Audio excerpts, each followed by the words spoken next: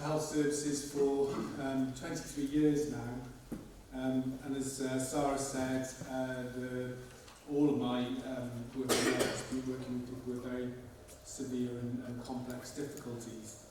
So I guess what I'll be talking about today is more focused on the kind of services that those people might need and use.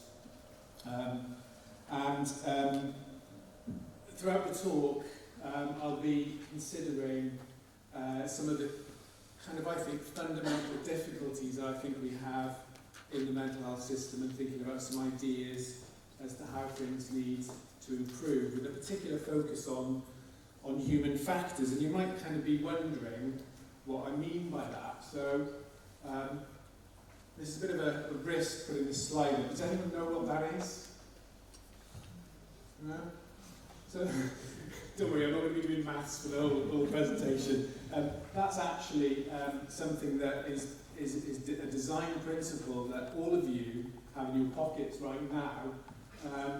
It's called Fitt's Law, and it's a predictive model of human movement which is used in human-computer interaction and ergonomics. Okay, so all of your behaviour throughout the day, because you'll probably be on your phones all the day, is kind of being directed by this law. So I'm thinking about here design and how we do or do not think about design generally. The whole world is designed around us. Is our mental health system designed? How are we designing it? So, this is a pretty important question because, we have, really significant problems in the mental health system. Let's not, beat about the bush. How many people here have read the UN Rapporteur's report on human rights that came out in April of this year, or who are aware of it? So it says, that many parts of the mental health care system, such as residential institutions and psychiatric hospitals, too often themselves breed cultures of violence, stigmatisation and helplessness. The models that reinforce the legacy of discrimination, coercion and over-medicalisation in mental health care should be abandoned. So these are really quite significant documents that we're seeing a lot of at the moment that are coming out. We've really got difficulties and issues in our systems. And if it was about policy, just about documents that tell us, right, how this is what treatment you should provide, these are the kind of staff you need to employ. Ooh, sorry, did it go off then? Yeah, I think it would be fixed by now. So I think we need to acknowledge that the clinical governance agenda, and those of us who have been around the mental health system for a long time will remember the focus on clinical governance from the 1990s and the early 2000s in particular. It hasn't reduced restraint abuse and human rights abuses across the system, clearly.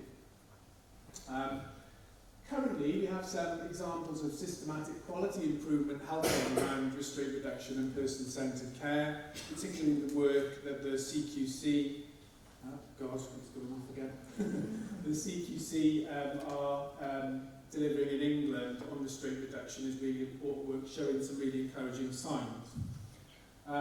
However, we do need to acknowledge that adverse incidents and poor care occur in services that have positive behaviour support plans, person-centred care plans of the kind that we are required to have these days, and where services report that their staff are all trained in person-centred approaches. So we've got the policies that are pushing us in one way, we've got the training that's pushing us in the same way. Is our system improving? I think that's a kind of open question. So there's some quotes here from CQC reports that are pretty useful, I think. So if you read them, this is services who were, meeting their targets for mandatory training. All of their care plans contained a patient voice and were personalised, holistic and recovery orientated. Care records contained positive behavioural support plans that were updated. Staff had completed comprehensive mental health assessments for patients, developed care plans to meet their needs, including positive behaviour support plans. They were reviewed, they were all holistic, they were all personalised and recovery orientated, and staff had updated the care plan. So this was a service. You look at this CQC report, great. But all of those services, all of the inspection report quotes, were services that were subsequently subject to compliance failure and media attention for delivering abusive or non-compliant practices regarding the use of restraint.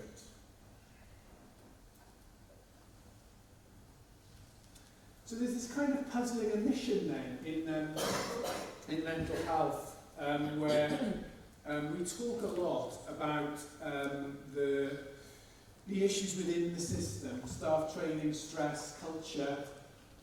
We talk about the psychological effects of the system, but not the human factors that are involved in the maintenance of the problems that we have in the mental health system. So we talk a lot about patient safety and quality in mental health, but we don't talk about the human factors, and I'll go on to talk about human factors in a minute and explain a bit more about what they are. The design principles that we know from the research base that impact on human behaviour. Now, if you look at physical healthcare settings, this is very different. They do focus a great deal on human factors and ergonomics. And it seems obvious, doesn't it, that understanding the nature of human decision-making and reasoning is critical when we think about the problems that we know we have in the mental health system around leadership, training, practice links, staff stress, culture. But in mental health, we just ignore a focus on this. So I've been doing a lot of looking around over the last 2 years for research into, cognitive factors, human factors in mental health. And there's actually very little. However, the physical medics have kind of taken it up with gusto. There's a huge amount of information out there about how human factors, human error issues impact on patient safety and quality and the patient experience. And obviously in mental health we've got the psychology covered, maybe we think that. So why is this important for Wales? I think it's very important for Wales because I think Wales is at a very positive turn at the moment. And like I said, I've been working in Wales for 23 years in systems. Wales is doing quite well in terms of its policy framework. We've got a current push for strategic change across the whole system, based on a more rights-based and person-centred model of care delivery. However, and I've just put up some of the recent policy documents, including the one that is actually brilliant, I think, which has been released this week, the Reducing Restricted Practices Framework. But the success of the delivery of all of these things in our system depends on how the people working in and leading our services think and make decisions.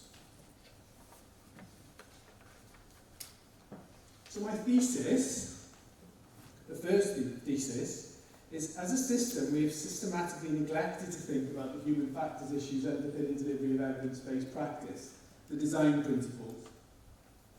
And I think this is because we think that we deal with the mind and the behaviour in our day-to-day practice, so we don't need to think about those issues when we're designing and implementing our services. But in fact, human factors issues underpin human rights abuses and poor practice in the mental health system. So the biggie in human factors, has anyone read this book? Dan Kahneman's book. So he won a Nobel Prize for this. Dan Kahneman, he won a Nobel Prize for economics, actually, even though he's a psychologist. And I remember Dan Kahneman's work from my undergraduate cognitive psychology lectures, which was a long time ago now. And the basic and simple idea Dan Kahneman has, and it's actually a fact, is that the human reasoning is based on two systems, a sort of slow system and a fast system. System one is our fast system. It's unconscious, automatic, supports us to make everyday decisions. System two is our slow, deliberative reasoning system. Okay, so if you want to know more detail about that, we obviously haven't got time here, but it's hang on to those two ideas. System one, fast. System two, slow. My second thesis, all good practice in mental health requires us to think. But the system has environments that make it hard and effortful for us to think. We often place expectations, and I've got an expectation the slide's going to come back up on the screen, hopefully. Am I doing something? No. Right? Expectations on unqualified staff to use the same type of thinking about problems that highly trained clinicians have been socialised into thinking about for years. And we sometimes assume that giving staff knowledge or training and communicating values and ethical frameworks will somehow support behaviour change and delivery of evidence and rights-based practice, just by saying, these are the values, this is how we should run things, this is how we should be. So in other words, in a more simple representation of this, the mental health system is like the safe here, and you can see, this person here, we've added a handle to fix the portability problem. Can your human factors guys test it? So the problem is the safe is too heavy. So what is our handle in the mental health system, our improvement initiatives? Some sort of ideas here about the way that we train, the complex models that we expect people to work with, and there's often this belief that by sending people on courses in certain ideas about values and behaviours that somehow we're going to kind of change. That's going to change the system in itself.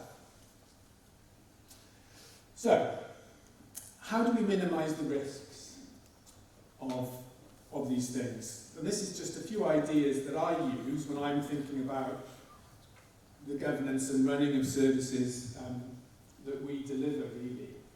So first of all, ensuring time when System 2 can be activated and strengthened, for example, in supervision. So carving time out in services for people to be able to think slowly rather than in a fast way that often ends up in poor decision making, poor quality and safety.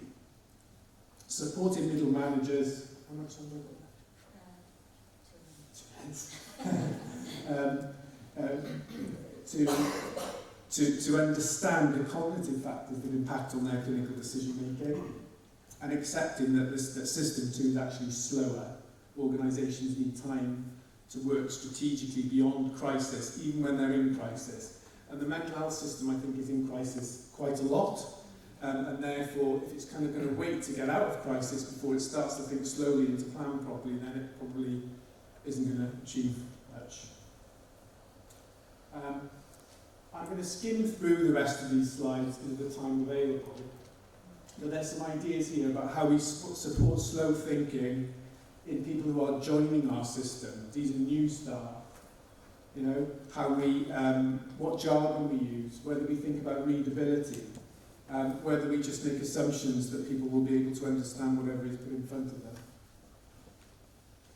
And also how we ensure that more senior leaders are not allowed to make poor or incompetent decisions because the authority gradient is set up in a way that means that junior staff feel that they can't speak up about human rights or patient safety concerns. And there was a paper that came out this week in the Journal of Mental Health Nursing, which actually said that my profession was significantly less likely to raise, clinical psychology, less likely to raise patient safety concerns in inpatient mental health units than other professions. Why is that? And some final thoughts about training, because we know that training in positive behaviour support and other things actually is poorly correlated with service quality. So it's just some questions for us really about how we structure our training. Do we just look at our numbers of people who've had training? Do we think about actually what that training is actually achieving for us in terms of practice change? How should we as practice leaders respond when the gap between knowing and acting in teams becomes clear? So when you know your team know how they should be behaving and what treatments they should be provided, but actually they're not doing that. Do we focus on beliefs and belief change in supervision? It's all very well to talk about compassionate care, for example, but if people are in a situation where they still believe that people who behave badly should have consequences, that's probably not going to make much difference to practice. And do we really acknowledge how hard it is to psychologically reason about behaviour? All the things that we heard earlier about ACEs and the impact that they have on people's behaviour and presentation, in that moment it's actually quite hard for people to hold that in mind when they're dealing with a very difficult clinical situation. So that was, well, it was a whiz through. So just a whiz through of the kind of ideas of an understanding of human factors, particularly Kahneman's work, could have when we think about how we implement policy and strategic change in the system with these great policy documents that we have in Wales now. And I'm just finishing off with some examples which you will all have in the slides of some training materials that we've put together which try to implement these principles when we are training and inducting our new staff into the system, which talk about how people, even though they're told this is why somebody is doing what they're doing, this is how trauma impacts on behaviour, they will still tend in that moment to have a very human response to that, which actually isn't particularly psychologically minded. We need to support people to kind of think slowly about problems rather than just blame them for not kind of following the right principles or the principles that we value. So what I'm not saying is that governance is unnecessary, training is pointless, we shouldn't focus on compassion and mindfulness, and that all psychologists use impenetrable language, although a lot of us do. And I'm not saying that any model of care or theory or therapy is bad or good. I am about to finish. What I am saying is that as clinical theorists, that we always need to consider the human ability to apply those theories in everyday care, in everyday settings. That training needs to anticipate the barriers to delivery of and belief in evidence-based approaches in the people that we train to do them. Belief in them, not just knowing about them. Leaders can't model the wrong values and behaviour out of systems. So just by having a really big focus on compassionate leadership, so you're not going to change the whole system. We have to engineer our systems with these human factors in mind. And we are all vulnerable to the errors that lead to poor practice in mental health care, regardless of where we are in the hierarchy. And that's a very brief run through of the ideas behind human practice and their connection to problems in the system.